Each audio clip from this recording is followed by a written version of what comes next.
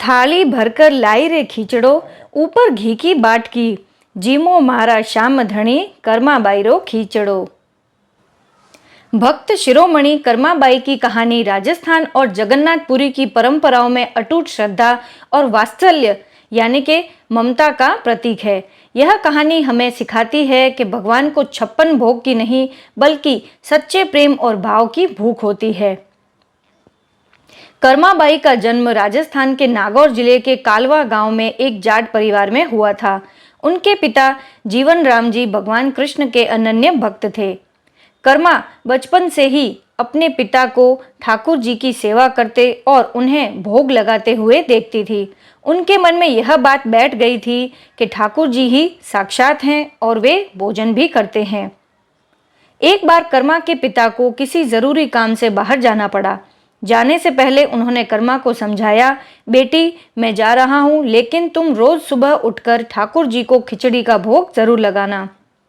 जब तक ठाकुर जी भोग न लगा लें तुम कुछ मत खाना। भोली कर्मा ने पिता की बात को पत्थर की लकीर मान लिया। अगले दिन सुबह उसने बड़े प्रेम से बाजरे की खिचड़ी बनाई, उसमें घी और गुड़ डाला और ठाकुर जी की मूर्ति के सामने रख दी।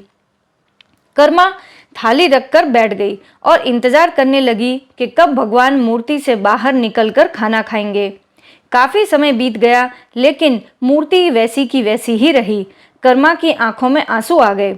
वह मासूमियत से बोली, हे सावरिया, मेरे पिता तो कहते थे कि तुम खाना खाते हो, क्या आज मुझसे कोई गलती हो गई? जल्दी आओ ना और जीमो यानी कि खाओ, वरना मैं भी भूखी रहूंगी। कर्मा की पुकार में इतना भोलापन और सच्चा प्रेम था कि साक्षात भगवान जगन्नाथ यानी कि कृष्ण जी को भक्त के वश में होना पड़ा। भगवान प्रकट हुए और कर्मा के हाथ से बड़े ही चाव से खिचड़ी खाई। जब तक पिता वापस नहीं आए, कर्मा रोज खिचड़ी बनाती और भगवान रोज आकर खाते।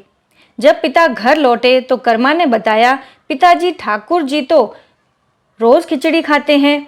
पिता को विश्वास नहीं हुआ। उन्होंने छिपकर देखा तो दंग रह गए।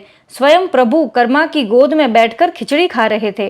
पिता की आंखों में से आंसू बहने लगे। उन्हें समझ आ गया कि उनकी बरसों की पूजा पर कर्मा का निस्वार्थ प्रेम भारी पड़ गया।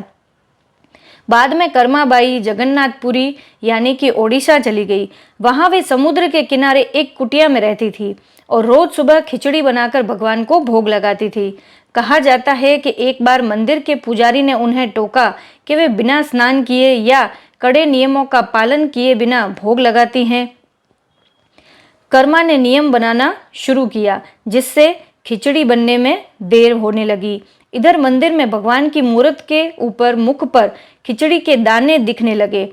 भगवान ने पुजारी के सपने में आकर कहा, मुझे नियमों की नहीं कर्मा की खिचड़ी की भूख है। वह प्रेम से खिलाती है, इसलिए मैं मंदिर के 56 भोग छोड़कर उसकी कुटिया पर जाता हूँ।